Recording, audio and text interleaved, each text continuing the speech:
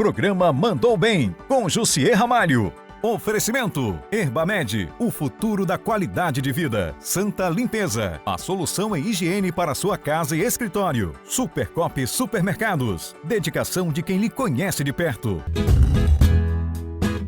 Você já parou para pensar o que te motiva de verdade?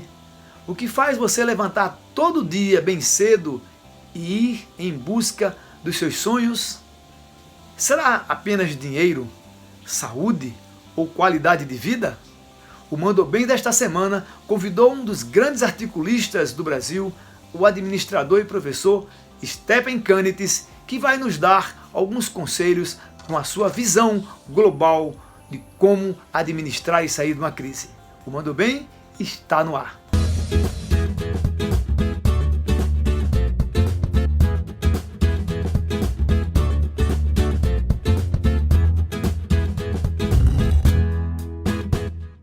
Hoje, o Mandou Bem vai conversar com o professor Stephen Kanites, administrador, consultor de empresas, conferencista internacional, mestre em administração de empresas pela Harvard Business School e bacharel em contabilidade pela USP. O professor Stephen Kanites é um dos grandes mestres que nós encontramos, que fala de uma forma direta e objetiva. Hoje, o Mandou Bem tem a grata surpresa de conversar com esse grande mestre da administração do Brasil. Professor Stephen Kanites, vamos direto ao assunto logo. Em seus vários artigos, nós sempre lemos que o senhor está sempre chamando atenção para a administração, para as coisas do Brasil. E eu sempre estou lendo, acompanhando o que o senhor fala. E uma dos artigos que me chamou muita atenção foi os 10 mandamentos para deixar de ser pobre. Como é isso, professor? Quais são os 10 mandamentos para deixar de ser pobre? Eu aprendi com você, né, Jussier? Você é um empreendedor nato, você é uma pessoa que começou pobre, humilde, mas você nunca teve vergonha disso. Eu conheci o Jussier, para quem não me conhece, eu acho que já uns 35 anos atrás. Não, professor. Eu vou 13 anos, professor. Uns 13 e ele anos. era alguém que já era meu fã, né? Eu sei. E ele queria me conhecer a todo custo. Eu quero conhecer o Kanites. Como é que uma pessoa... Você tinha o quê? 32, 33, no início da sua carreira, e você queria me conhecer. E como é que você vai conhecer o Kanites? Nossa, tal. Bom, o que o Jussier me faz? E é brilhante. Mostra uma pessoa com garra que... Ele, então, descobriu que eu ia dar uma palestra em Natal, e com a cara e a coragem, ele foi lá no aeroporto e estava lá me esperando com a placa Kanites, né? Ao lado de uma bimboca do departamento de turismo, que não tinha a menor ideia quem eu era. Ele estava lá pulando, tinha um saco de caju, algum presente lá. Mas você encantou as pessoas logo no início. Eu tenho uma frase que você nunca tem uma segunda chance de fazer uma primeira boa impressão. Aí você fez uma boa impressão, me conheceu, porque você queria me conhecer, ficou super feliz. Isso reforçou a sua autoestima, né? Você pode dizer, puxa, eu consigo, se eu conheço o Kanites, eu posso conhecer qualquer outra pessoa. E eu acabei usando essa técnica do Jussier. Eu queria conhecer o Henry Kissinger. Não, eu já conhecia. Eu queria conversar com ele, né? Ele veio para o Brasil, eu dei uma palestra para ele ficou muito impressionado com o que eu tinha a falar. Falou, pô, legal, agora eu vou cavar uma entrevista com o Kissinger. E aí eu fiz um pouquinho diferente de você, Jussier. Eu falei, doutor, eu posso te levar para o aeroporto? Então eu busquei ele no hotel e eu levei ele para o aeroporto, que normalmente está fora da agenda, né? Ele já não tem mais ninguém, então eu sentei ao lado dele, no carro dele, porque ele já tinha, sei lá, um Rolls Royce para levar para ele. Então, é isso. Pessoas como você que começaram pobre, não tem vergonha de ser pobre, porque isso é um estágio da vida. Todo mundo começa pobre. Eu também comecei pobre. Mas dentro desse artigo que o senhor escreve, o senhor diz o seguinte: ser pobre não é problema, se manter pobre pelo resto da vida é que é problemático, né, professor? Então, como é que o senhor traduz esse artigo para a gente, professor? E a outra, você é um exemplo desse artigo, porque a outra coisa que você tem que fazer é que você pode também se achar burro, né? Porque se eu sou pobre, provavelmente eu sou burro. Não, não é verdade. Mas mesmo se você fosse burro, você não tem que continuar sendo burro.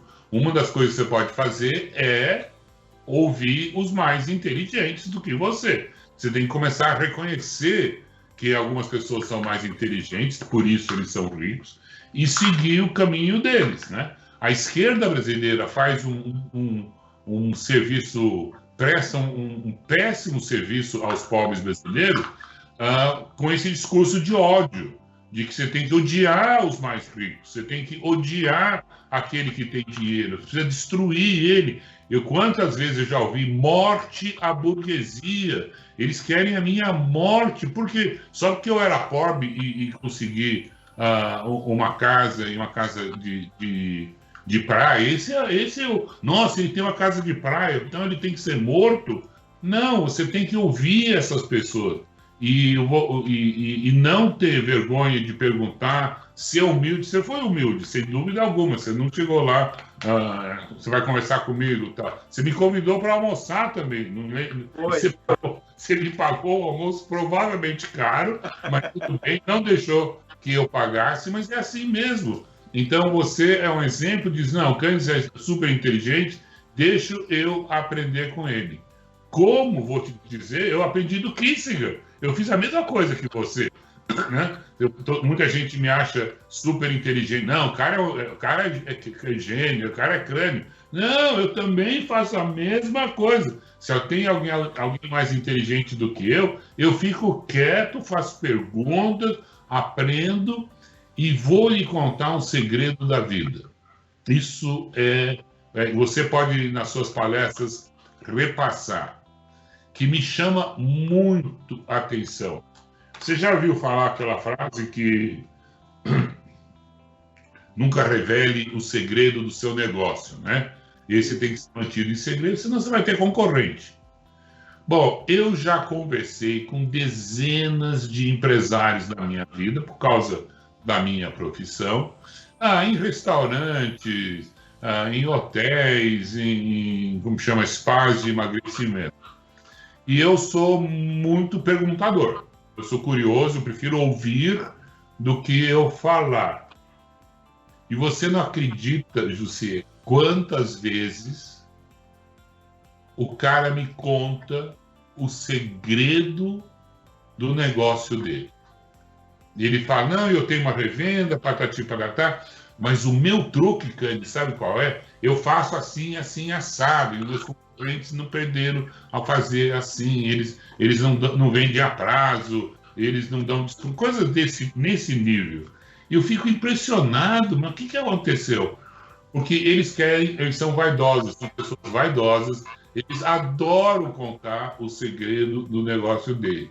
E eu me lembro, acho que 5 anos depois, eu me peguei contando o meu segredo, que era aquela edição de Melhores e Maiores, né, que eu fazia 40 anos atrás.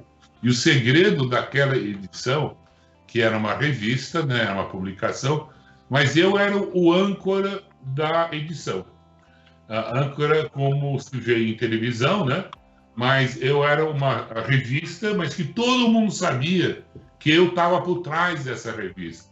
Eu dava palestras sobre Melhores e Maiores. Eu corria o mundo, todo mundo sabe, todo mundo me via como o... Eu contei isso para alguém. Falei assim, Cânides, quando você está fazendo a mesma... Você está fazendo a mesma... Você está contando o segredo. Professor, é sempre importante que as pessoas aprendam a modelar os outros. É fundamental que a gente, não é que imite, mas modele. É isso que o senhor falou. Perguntar sempre para poder aprender com os cases, aprender com as histórias inspiradoras, aprender o que o outro fez, como o outro fez, quais são os hábitos, o que é que ele lê, como ele faz. Então, modelar sempre. E eu tentei, tudo que o senhor me deu as dicas, quando o senhor foi na minha banca e me ensinou como deveria administrar melhor. A sua experiência me mostrou uns caminhos a seguir. Então, é importante que o empresário aprenda a ouvir os conselhos. Hoje eu não sou coach, eu não sou consultor, eu sou conselheiro empresarial, professor, porque eu ensino o que sei, porque eu pratico o que ensino. Então, claro. Eu não tenho vergonha de perguntar, como o senhor mesmo disse. Eu lhe perguntei muito, o senhor foi comigo na minha banca, o senhor foi comigo na kitnet, o senhor me disse que não valia a pena ter, o senhor fez umas contas comigo e eu segui à risca o que o senhor me ensinou. Porque é como o senhor falou, nós precisamos entender que uma segunda chance nunca se tem para se causar um bom aprendizado ou causar uma boa impressão. Mas, professor... Eu vou te dar um outro exemplo. Eu tinha um porteiro aqui do prédio, o nome dele era Fernando, acho que ele tinha 16 anos, me parecia uma pessoa boa, honesta, crente, temente a Deus, que eu acho que isso também é muito importante. E ele queria, o sonho dele era fazer faculdade de Direito, mas ele falou, mas eu não tenho dinheiro para o cursinho. Então eu falei, tudo bem, eu vou te financiar o seu cursinho, né? E aí ele vinha entregar o boleto todo mês para eu pagar a conta. Ele entrou na universidade pública, então não tive que pagar o resto dos estudos dele. E ele sumiu. E 15 anos depois, ele voltou para o prédio, me procurou, acho que era Natal, me trouxe um presente de Natal. E começou a agradecer, tudo que eu tinha feito na vida dele, patati tapati, se não fosse ele me contou, ele provavelmente bem sucedido, ele tem já 8 casas para alugar, mesmo como você tinha naquela época, e falava tanto de mim, que eu falei, não, calma, Fernando, eu só paguei o seu cursinho, não é tudo isso que você está falando. Não, isso modificou minha vida. Aí eu descobri o que tinha acontecido. Quando ele me ia entregar o boleto, eu conversava com ele uns 10, 15 minutos e dava aqueles mesmos conselhos que talvez eu tenha dado a você, e foi isso que modificou a vida dele. Não foi os meus, 400, 500 mil reais por mês que eu dei do cursinho dele. Foram aquelas dicas preciosas de alguém que já viveu. Não faça isso, por exemplo, não compre a prazo, não pague em 10 vezes, economiza um pouquinho, pega uma entrada, compre à vista por 1/4 do preço. E quando você comprar à vista, você vai pedir desconto, você vai pedir, porque você está pagando à vista, você não tem risco de crédito, você não tem risco de atraso, etc. Todo mundo é suficientemente inteligente para ter uma profissão. E o Manda Bem agora vai para um rápido intervalo, mas a gente volta já. Sai daí não, que tá muito bom o papo com o professor Stefan Canitis.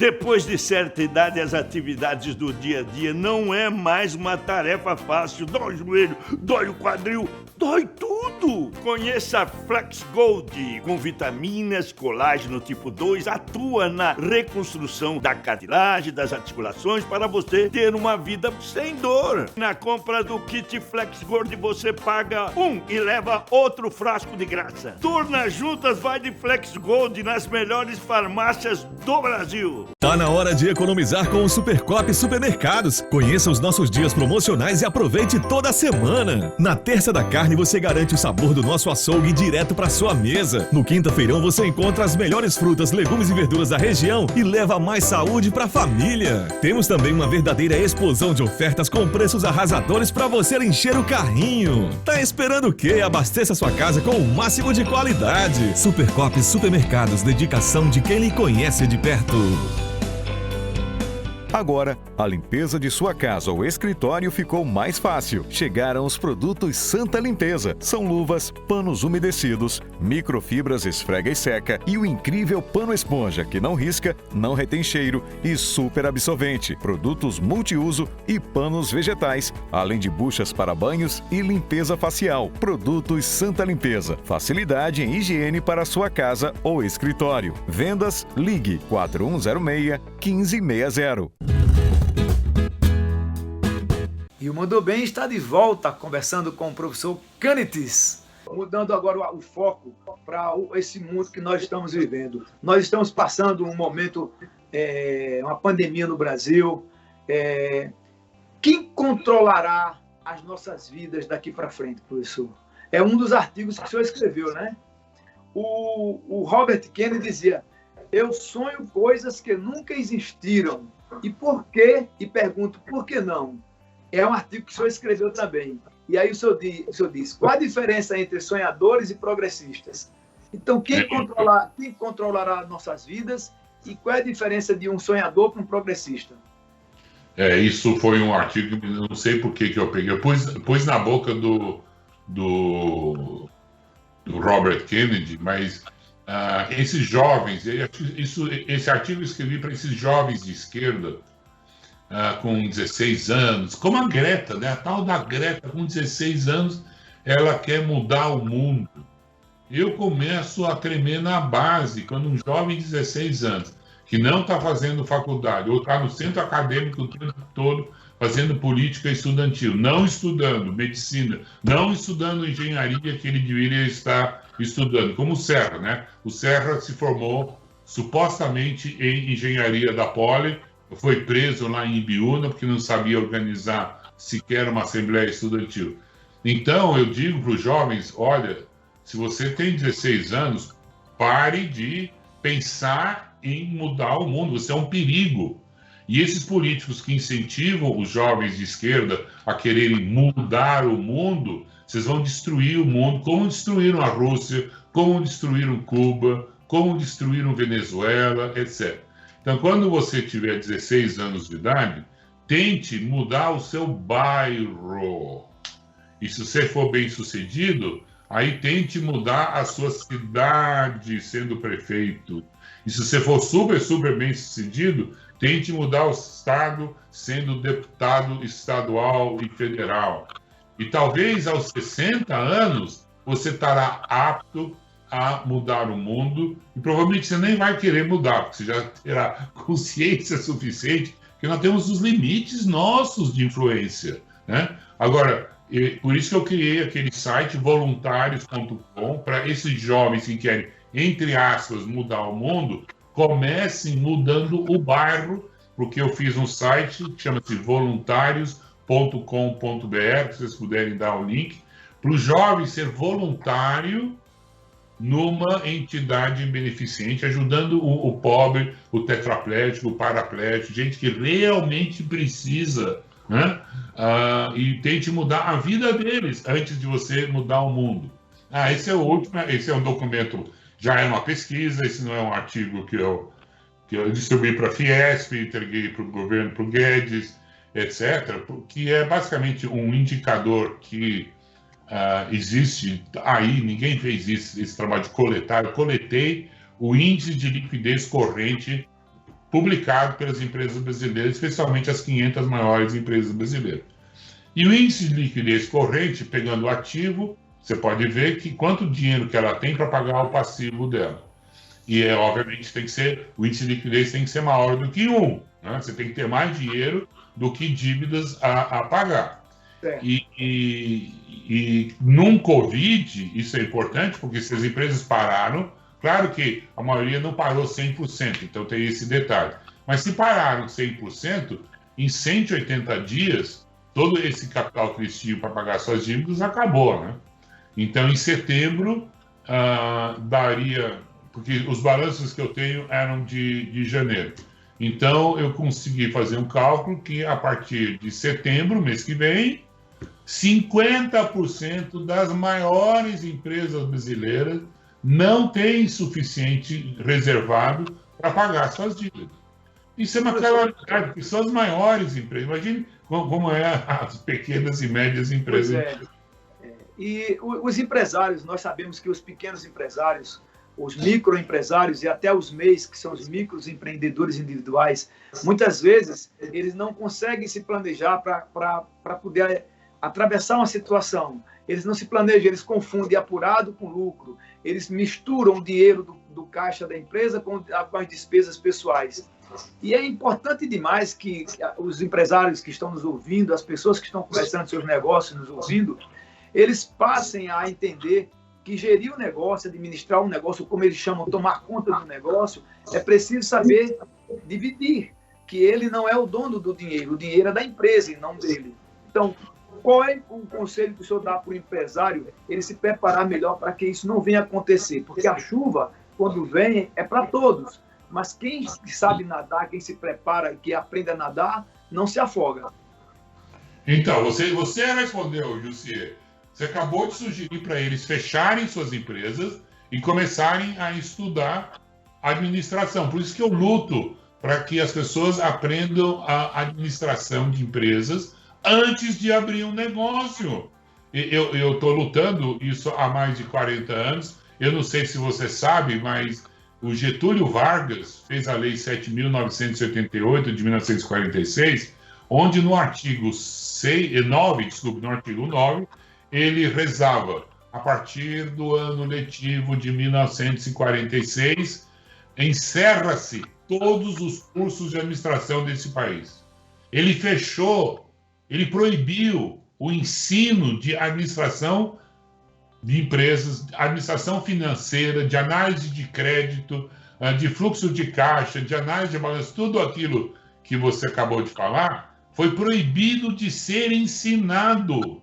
Por quê? Porque a lei 7.000 era a lei do economista, que criava a profissão de economista, e eles queriam dar um golpe, elas deram um golpe, porque queriam substituir o administrador financeiro, eles estavam atrás da grana, obviamente, e desde então você vai ver um número de administradores financeiros, de economistas que são administradores financeiros, até no Banco Central, é sempre um economista. Não pode ser um economista, tem que ser um administrador financeiro, chama-se Banco Central. No Ministério das Finanças, sempre era um economista. Não, vocês não estão entendendo, tem que ser um administrador financeiro que aprendeu orçamento, que sabe o que é o índice de liquidez corrente, que isso tem que ser o benchmark. Se você entrar no Copom, você vai ver que eles não analisam, antes de determinar a taxa de juros, como é que está a liquidez das empresas, como é que está o capital de giro próprio, que você sabe melhor do que eu, a importância. Então, esses empresários começam a achar, esse é o problema dessa lei, que qualquer um pode administrar. É essa cultura que nós temos. Não, qualquer engenheiro pode administrar uma empresa, qualquer advogado, e aí eles não sabem coisas simples como a diferença de fluxo de caixa e lucro da empresa. Professor, na sua opinião, quais as empresas brasileiras atualmente que elas terão mais condições de sair dessa crise menos abalada? Porque todas sairão abaladas, mas quais são as, pelo menos 4, que o senhor, na sua opinião, que sairão menos abaladas dessa crise? Não, todas vão sair. Todas as empresas competentes, bem administradas, vão sair, porque não é do interesse. Porque para elas quebrarem, alguém tem que fazer o pedido de falência. Algum fornecedor, algum banco vai ter que pedir a falência dessa empresa para receber o seu atrasado.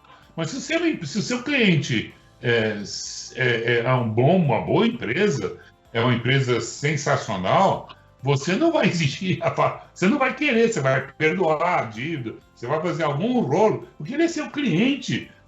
Perfeito. Professor, nós estamos quase no final do nosso bate-papo.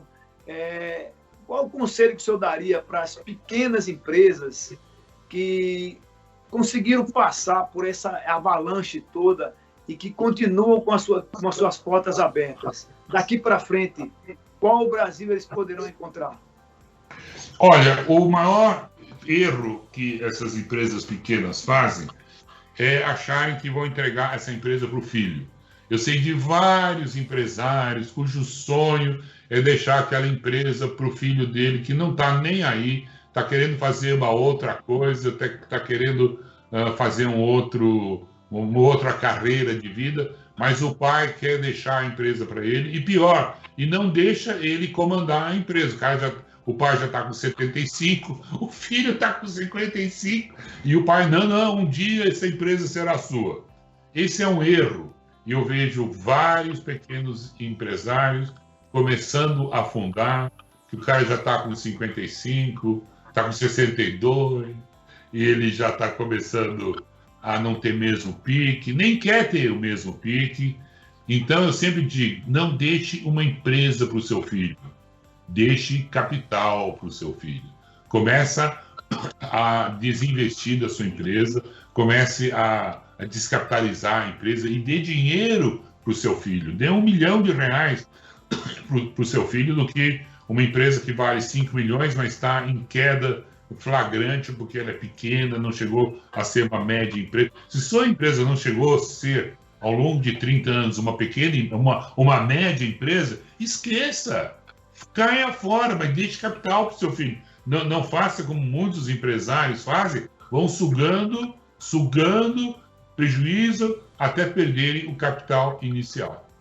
Perfeito. Professor, no final do programa, uma mensagem para as pessoas que estão querendo abrir um negócio agora, querendo começar um negócio após pandemia, após essa turbulência toda que nós passamos. Quem quer começar um negócio, um conselho que o senhor daria como administrador, como contador, como conferencista, como expert no assunto? Qual é o conselho? Você tem que ter muito mais capital do que você está imaginando. Essa história que você vai abrir uma empresa sem um tostão de capital inicial, começando com um pedido. Tem quantos negócios eu já vi que o cara começa com um grande pedido, mas ele não tem capital de giro nem para comprar matéria-prima, ele já vai se endividar, já começa errado. Lamento. Você tem que ter no mínimo, sei lá, 300, 400 mil reais para começar uma empresa. Não tem essa. Bom, mas então eu nunca vou ser empresário. Não, você não vai ser empresário. É melhor não ser empresário e perder toda a sua vida, né, tentando remendar. Não, você tem que começar com 500 mil reais. Por isso que eu digo, a melhor coisa que muitas pessoas podem fazer é, em vez de pagar uma faculdade para o seu filho, e ele vai fazer ciências sociais lá na USP, ou vai fazer ciências sociais de alguma faculdade. Não faça isso. Quanto custa uma faculdade hoje? 20 pau por ano, 30, sei lá. Mas dê 120 mil reais. Use o dinheiro da universidade para começar o seu negócio. Talvez 500 mil reais, eu estou sendo exagerado, mas 130 mil, você já começa um negócio solidamente. O melhor exemplo, esse a única empresa que eu vou citar, XP, a conhecida XP, né? E o dono, o Belchimol, ele conta essa história, então eu não estou fazendo nada de errado nesse caso. Ele conta que ele deu 10% da XP para a estagiária dele. 10% para a estagiária, porque ele não tinha dinheiro para pagar os 800 reais por mês que custa uma estagiária. Ele falou, felizmente, ele percebeu a burrice, eu casei com ela. Mas olha que loucura, ele deu 7 trilhões, eu não sei quanto vale a XP, mas ele deu, sei lá, 2 trilhões para uma estagiária, em vez de pagar o salário de 800 reais. Por quê? Porque ele não tinha nem 120 mil de capital inicial. Não, isso é uma loucura. Deu certo porque ele acabou casando. Ele acabou casando com ela, mas ele pagou um preço enorme. E quanto que ele não deu pro contador dele? Deve ter dado 20%. Professor, eu só tenho a agradecer esse bate-papo maravilhoso, esses ensinamentos que o senhor tem de uma visão de mundo. E foi muito feliz. Toda a equipe está aqui babando de ouvir seus comentários, suas histórias. E o Mandou Bem fica muito feliz, muito agradecido por esse bate-papo, por esses conselhos. esse tempo que nós estamos aqui na televisão com o senhor. Muito obrigado, um abraço na sua família, um abraço em Leila, em Lília, em todo mundo, seu filho, um abraço a todos. E dizer, professor, que Jesus ilumine o senhor, que o senhor tenha muita vida pela frente ainda, muita saúde, e que o senhor continue sendo essa grande criatura que é. Muito obrigado, professor Cânides. E você está de parabéns, José. Parabéns por tudo que você faz. Espero ter contribuído para transformar sua nova forma de pensar e de agir. O Mandou Bem vai ficando por aqui, mas eu te espero novamente, domingo, 8h30 da manhã, aqui na TV Tropical Record TV. Muita paz, muito sucesso e muito empreendedorismo. Tchau, galera!